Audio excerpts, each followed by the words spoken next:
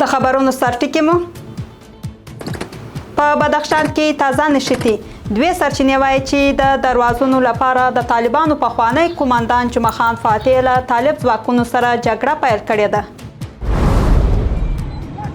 په هرات کې د یونما د 2 کارکونکو نیول کېدل. یونما وایي چې تر اوسه د خپل دغه 2 کارکونکو په وړاندې له لګول شو تورونو خبر نه دي او تر اوسه له دوی سره د لیدنې اجازه هم نه ده ورکړل شوې. یعنی وقتی فرمول دیگه فیلم نگیرید که بریم موقع باش معلوم میشه با وقتی که لیست بود در لیست مهمه. د پوهنتون له لیلې د هزاره محصلینو محرومیدل.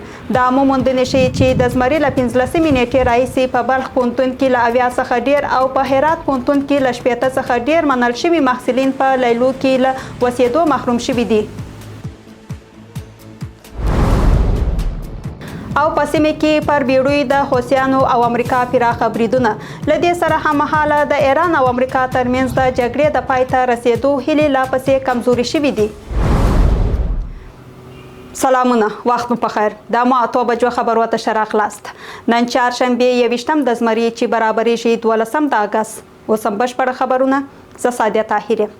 سرچینې امو ته وایي چې د بدخشان د دروازونو پخوانی امنیت قوماندان او په زابل کې د طالبانو والی پخوانی مرستیال جمعه خان فاتح په بدخشان کې له طالبانو سره جګړه پیل کړې او د دواړو لورو ترمنځ ځای نشتی لا هم دوام لري. د سرچینو په وینا د نشته د بدخشان په نسی ولسوالۍ کې شوی او مرګ ژوبله هم لري. دوی سرچینې زیاتوي چې طالبانو له جمعه خان فاتح سره د جګړې لپاره سیمې ته تازه دمې ځواکونه استولي او د دغو ځواکونو مشري په بدخشان کې د طالبانو د فرقې مرستیال مولوي غلام پر غاړه لري. د دغو 2 سرچینو په وینا جمعه خان فاتح او ډله د نسی ولسوالۍ غرونو ته ختلي او د طالبانو ځواکونه د دې ولسوالۍ په مرکز کې ځای پر ځای شوي دي. جمعه خان فاتح په دې وروستیو کې د طالبانو له چارواکو سره د لیدنې او خبرو لپاره کابل ته راغلی و او له طالبانو سره خپل اختلافات رد کړي و. هغه یو ځل بیا په خپلو خبرو کې ادعا کړې وه چې نږدې 10,000 وسلوال لري. یونما امو ته تاییدوي چې طالبانو د دې ادارې 2 کارکونکي نیولي دي.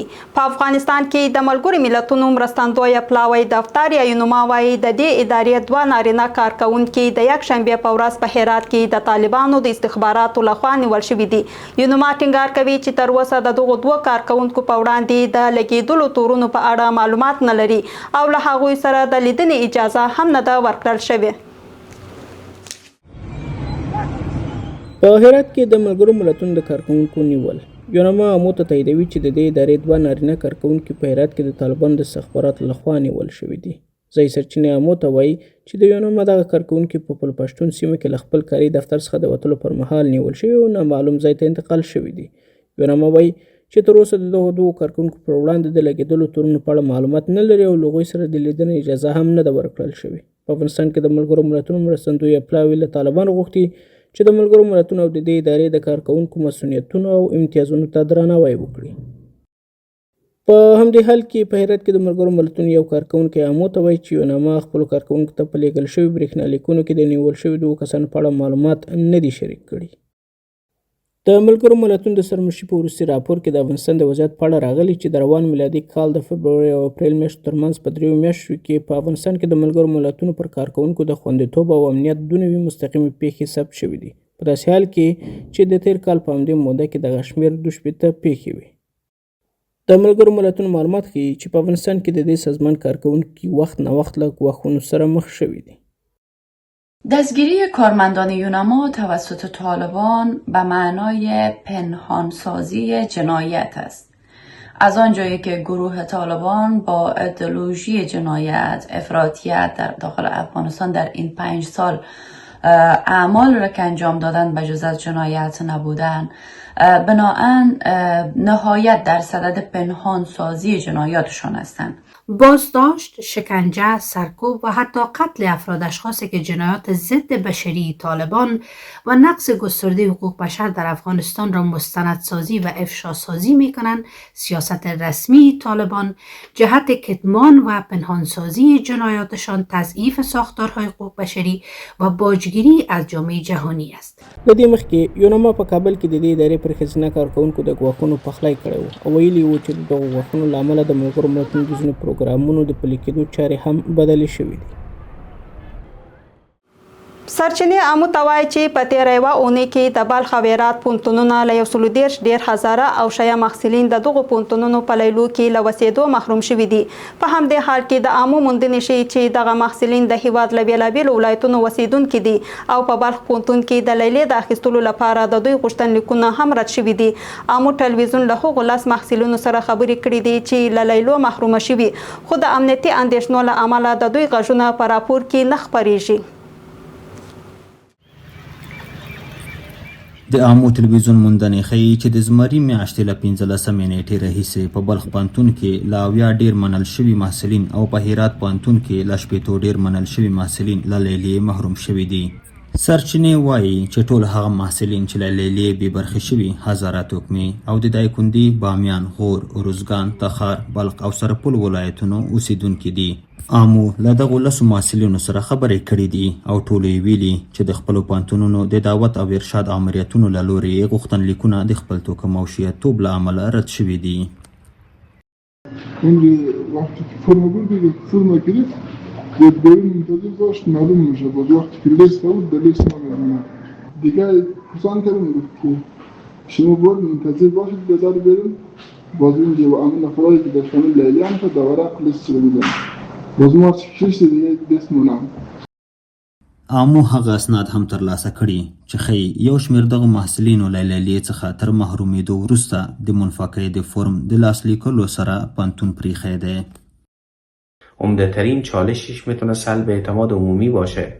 بحث دیگه میتونه که باعث بشه ترک تحصیل بکنن خیلی از جوانان و دانشجویان. اما مورد سوم در واقع افت نظام تحصیلی خواهد بود. مورد چهارم بی‌اعتمادی نسبت به حاکمان فعلی و نسبت به نظام تحصیلی افغانستان چند برابر خواهد شد.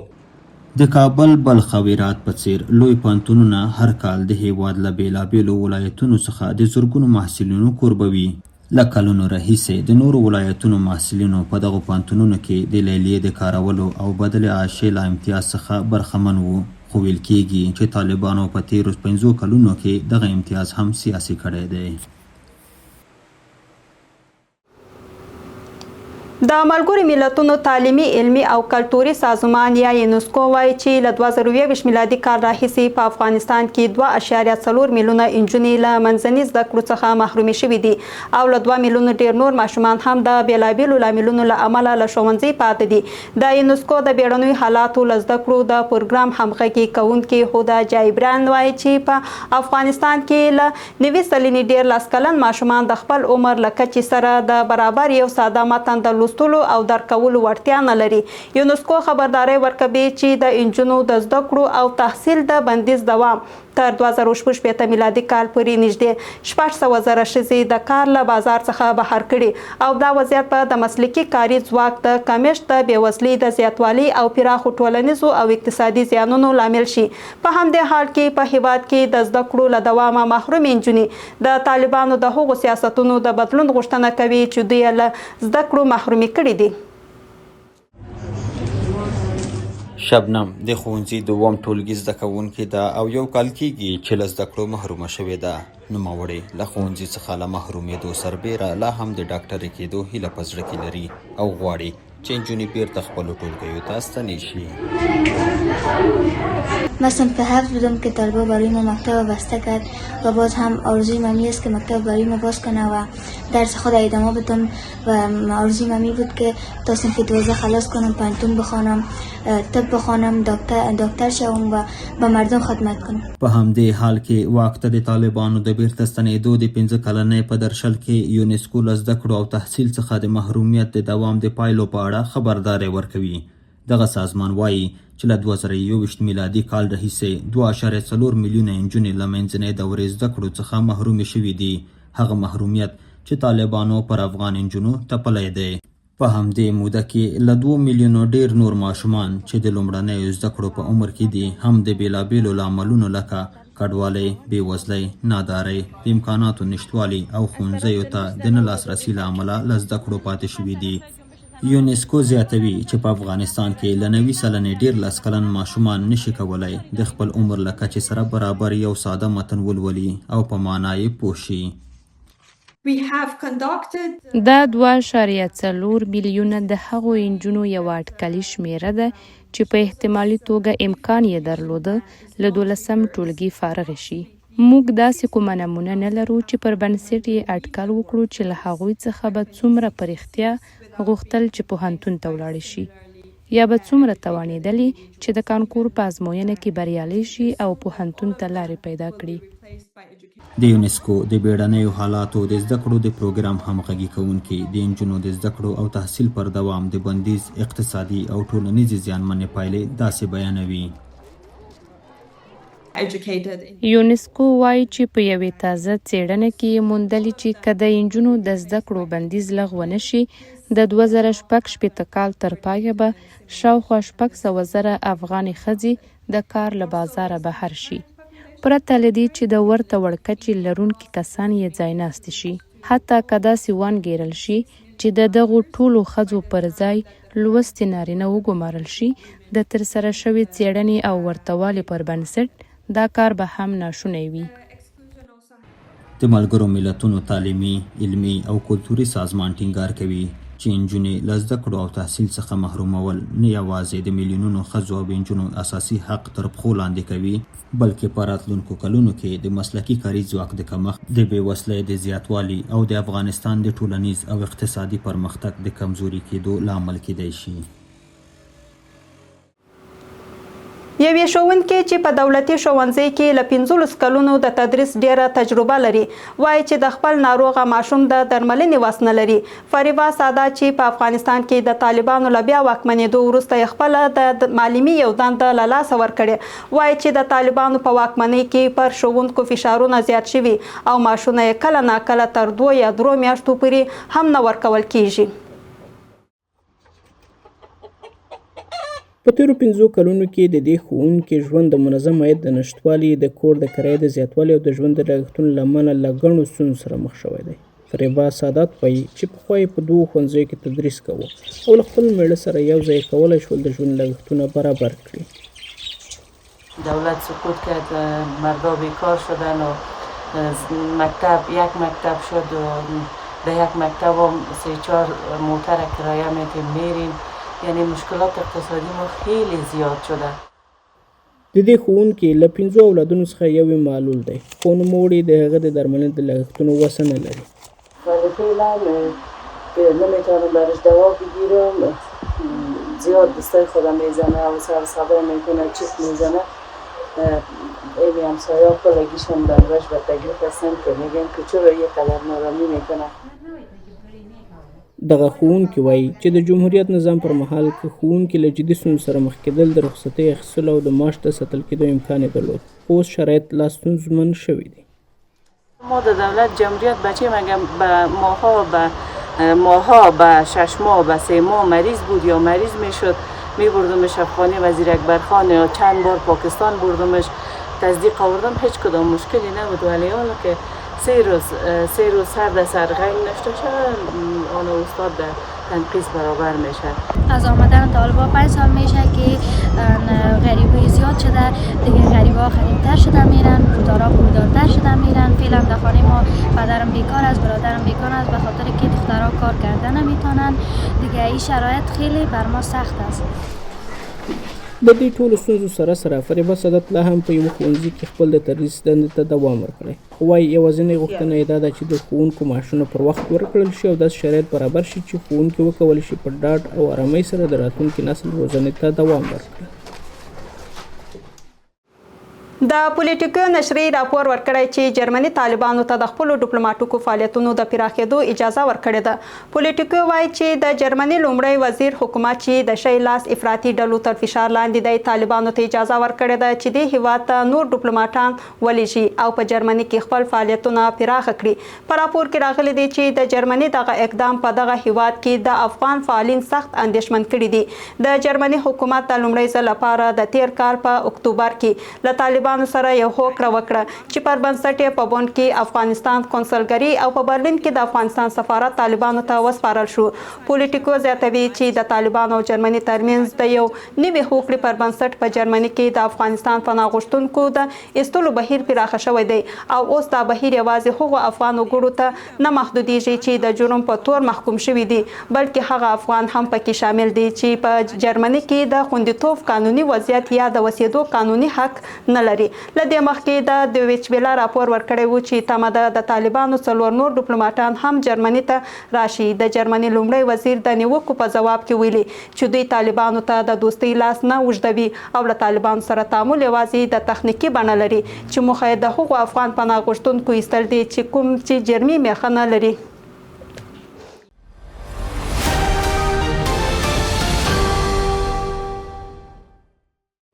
اوس هم د اقتصادي خبرونو په برخه کې د زابل بندوال وایي چې سږکال حاصلاتو ته خوش نه دي. د دوی په خبره ټول کال خواري کاږي او ټوله ګټه د کال وروستی حاصلات دي، خو ځکه ورته هیلهمند نه دي چې حاصلات یې مارکیټ نه لري او د صادراتو لارې تړلې دي. د زابل مرکز کلات اړوند ترنک سیمه کې نعمت الله د خپل بڼ په یوه څنډه کې د انګورو په راټولولو بوخت دی، خو هغه یوه اندېښنه لري د نوموړي په خبره حاصلات یې د پلور مارکیټ نه لري او په ډیره کمه بیه پلوري. هغه زیاتوي د حاصلاتو په روانه بیه د خپل کور اړتیاوې هم نشي پوره کولی. حاصلات ولا ښه حاصلات شوي دي، خو دا ځای موږ ورته نامین دی چې نه تجار شته او لارې بندې دي ټولې، نو داسې په نه نرخ موږ ته ځي. پخوا به هم په 800 په 1000 روپۍ په 1200 کشمش خرڅول، اوس یې په 200 هم نسو خرڅولی. داسې ورته نامین دوی د خپلو حاصلاتو ته ولکه داسې په نه زړه اوبه پر لګولې په نه زړه ولا انګور کوو. بل لور ته د زابل 2 نور بڼوال او کروندګر وایي چې د لارو بندښت د دوی د حاصلاتو پر بیو منفي اغیزې کړي او خپل کرنیز محصولات په ټیټه بیه پلوري چې یوازې د کروندې پر مهال د قرضونو یوه برخه پرې ادا کولی شي. کار څونه زیارونو سره وکاږو هغه ورځ ښایست لږ جوړې کړي، هغه ورځ ټول قرضدارانو ته ورکړي، بزګران غریبانان دغسې پاتې شي، خپلې نیستۍ خپلې دربدري هر سړی په مخه اخیستی دی، هېڅوک ولکه دې ته دغه لري او زه شخصا سړی یم ولکه مې یو خواته مخ اوړي. حاصلات خو سږ کال ښه حاصلات شوي دي، خو دا ځل موږ بازار ډېر په تشویش کې کړي یو چې بازار بیخي نه لري. دا د ټول کال خواري موږ ورته ګرځو خوشحالۍ کوو هغه ناکي بېرته راسه ولاړې. زابل د هیواد په سویل لویدیځ زون کې پروت هغه ولایت دی چې ډیری اوسیدونکي یې په کرنې او مالدارۍ بوخت دي، خو لیدل کیږي چې د اوسنیو ستونزو له کبله د کرنې له لارې هم د خپل ژوند اړتیاوې نشي پوره کولی.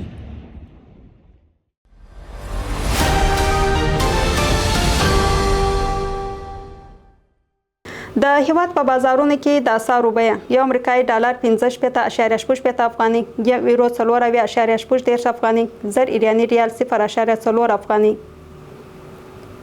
زر هندي روپی 250 افغاني، یو د اماراتو درهم 12.8 افغاني، زر پاکستاني روپی 290 افغاني.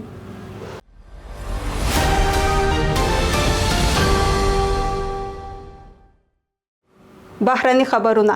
امریکا او حوثیانو د سه شنبه په ورځ په سیمه کې پر یو شمیر بیړیو له جلا بریدونو خبر ورکړی دی. دغه بریدونه د عمان په خلیج او سره سمندرګي په سیمه کې شوي دي. دا دواړې لارې چې په نړۍ کې د تیلو د لیږد له مهمو مسیرونو څخه ګڼل کیږي، هممهاله د ایران او امریکا ترمنځ د جګړې د پای ته رسیدو هیلې هم کمزوري شوي دي. د سره سمندرګي په سویل کې یوه کوچنۍ بار وړونکې بیړۍ د باب المندب په تنګي کې د حوثیانو په مشکوک برید کې په نښه شوې ده. د یمن د ترانسپورټ وزارت وایي چې د دغې بیړۍ 4 د عملي غړي وژل شوي دي. د یمن ساحلي ساتونکو هم د 2 یمني مرستندویانو له وژل کېدو خبر ورکړی دی.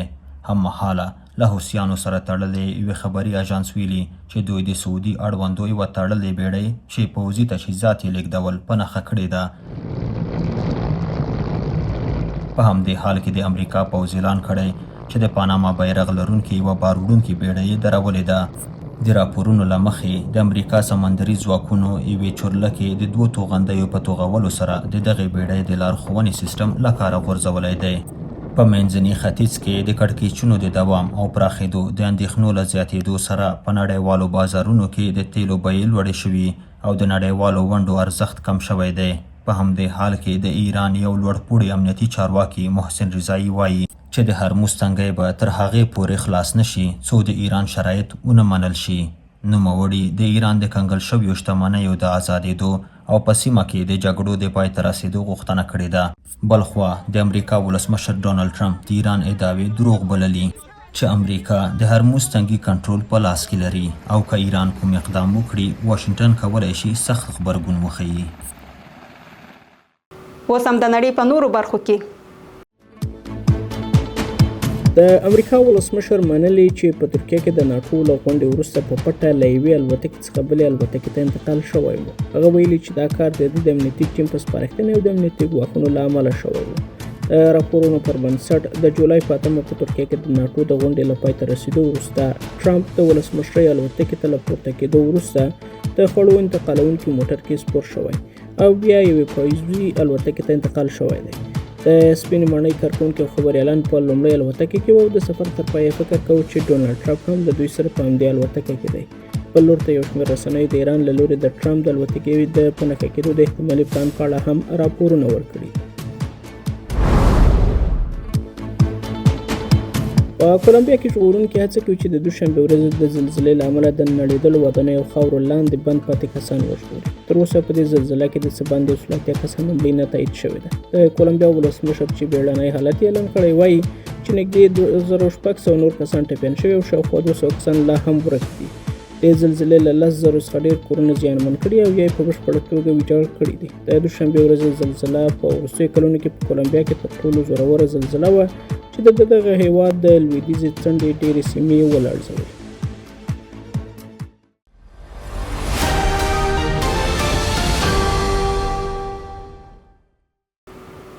د لوبو نړۍ.